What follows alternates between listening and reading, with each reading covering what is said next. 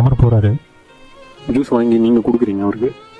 Juice வாங்கி நீங்கள் கொடுக்கும்போது அவருக்கும் வாங்கி கொடுக்கணும்ல.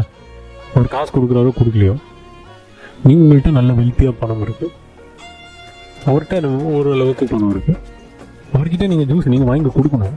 அதான் நட்பு. நீங்கள் அதை விட்டுட்டு நீ பாதி போடு நான் பாதி போடுறேன், பெனிஃபிட் அந்த இடத்துல பெனிஃபிட் எதிர்பார்க்கக்கூடாது. எப்பயுமே நீங்கள் உங்ககிட்ட இருந்தால் செஞ்சுக்கிட்டே இருங்க, பல பேருக்கு செஞ்சுக்கிட்டே இருங்க. உடலுக்குள்ளே இருக்கிறது மொபைல் இப்படியே பார்த்துனே இருக்கீங்களா, பேனு இப்படியே ஆகிடும் கண்ணு. அப்படி நீங்கள் பார்த்துட்டு இருக்கும்போது அதில் உங்களுக்கு என்ன பெனிஃபிட்டாக கிடைக்கல. அதிலலாம் நம்ம அறிவை யூஸ் பண்ணி பெனிஃபிட்டாக இருக்குமா அப்படி கேட்குறது இல்லை.